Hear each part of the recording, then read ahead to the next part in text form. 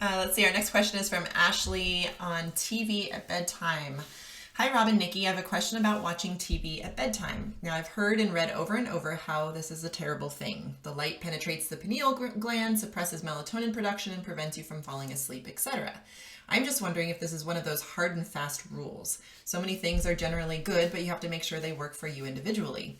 I've gotten into a bad habit of watching TV when I go to bed, but I watch it to put me to sleep. When I don't have it on, the silence is deafening, so to speak. My brain won't shut off. But as soon as I turn on Frasier, I'm out in less than 5 minutes, almost like it shuts off my brain. Am I just fooling myself? Is my brain not really shutting off and doing what it needs to do because of the light? I don't feel like I sleep terribly, but I also don't wake up refreshed most of the time. But I also have thyroid and other hormonal issues, and I think those can affect sleep as well. Anyway, I'd love to get your opinion on this. I've had a really hard time breaking this habit. Do you want to tackle this one?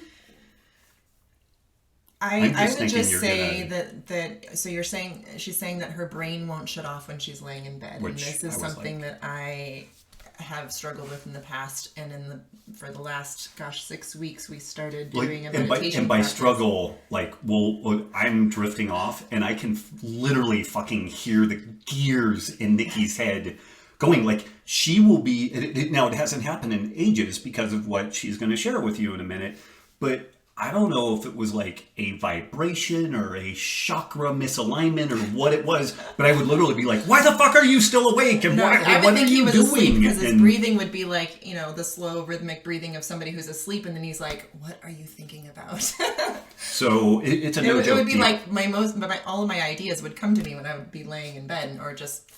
Actually, it wasn't even ideas. It was I would just review my day and ruminate and think about things that already happened, which aren't serving me at all when I'm trying to sleep. And then I would go through a phase where I'd be like, okay, the best thing that I can do for myself and my body right now is to sleep. So turn off my, I'd try to tell myself to turn off my brain, and that wasn't really that effective either. But I came across a book by a woman named Emily Fletcher called Stress Less, Accomplish More. And it's on meditation, but it's in a super accessible way. Like, it's like she says in there, like, the goal, we're modern people. Most of us don't have the time to go be monks and sit on a mountain and meditate blissfully like every single day. So she has a very accessible program that we've been doing for the last 6 weeks, and honestly, for years, I've just called complete bullshit on meditation practices. I'm just like, whatever that works for you. My meditation is spearfishing and jujitsu. Yeah. Like, I'm either trying to kill something or something's trying to kill me, and in that moment, I'm focused and everything. But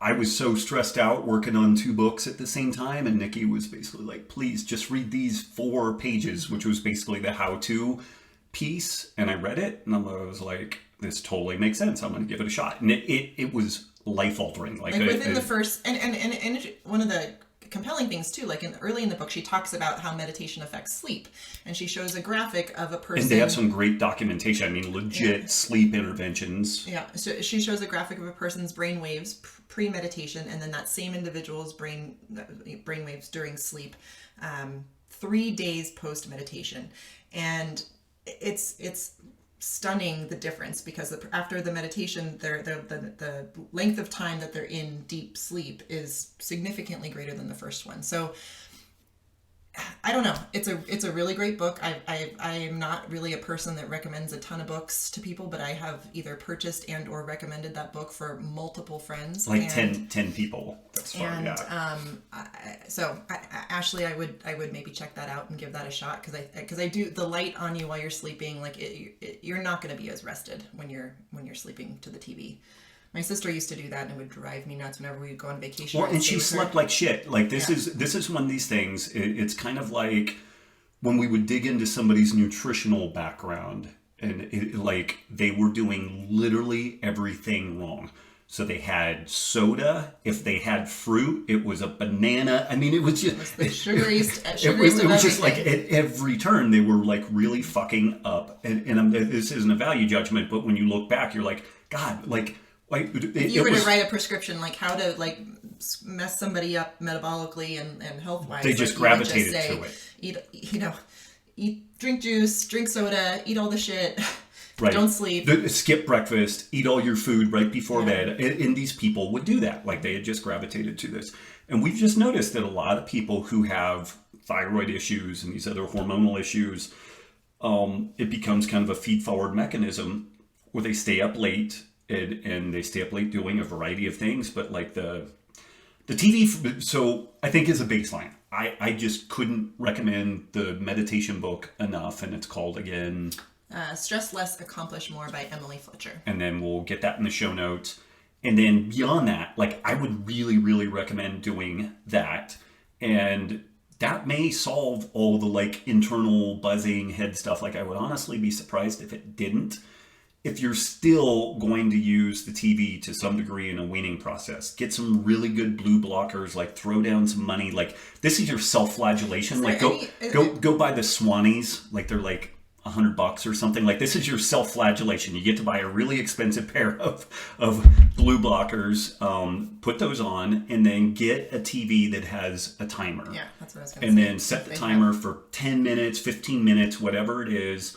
But by hook or by crook, figure you need some mitigating strategies. Like it just, everybody who has this type of pattern going on has some stuff that is just very predictable as far as like kind of metabolic related problems. And I wish it wasn't the case, but it is. And we don't even have a TV in our bedroom at all. It's kind of funny when we were house hunting ages ago, like everybody had some sort of fucking TV alcove in the room. And I'm like, yeah, that's coming down, you know, or like over the bathtub. I'm like, and watch TV. I'm like, when I take a bath, I just want to like lay there and relax. But we're atypical in that regard. So yeah, Ashley, check that stuff out. And it would be really cool if you circle back with us and give us an update. And then we could actually do kind of an update for folks to, did you tackle the meditation? What were the benefits? Did it affect things? We noticed a difference within the first week of doing it. Immediately. So and again, like you could not have found somebody more critical and dismissive of meditative practices. It just seems like every fucking self-help guru, it's like, oh, this is my morning routine and I do this and that. And it's like, yeah, well, one, you guys don't have kids and you know, and just this whole thing. But I got it. I started doing it. In general, I do a sit in the morning and then a sit in the afternoon. We both do.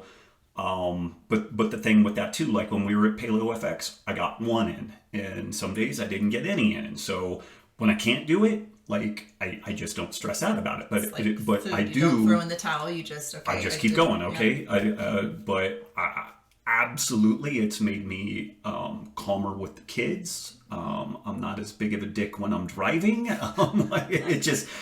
I fall asleep like when.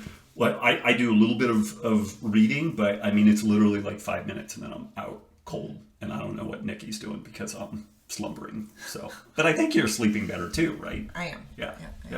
I never had a problem sleeping. It's just like I would review my day and I have to say that is completely gone. Like I just don't. Interesting. I don't feel the need to do that, or it just doesn't pop up.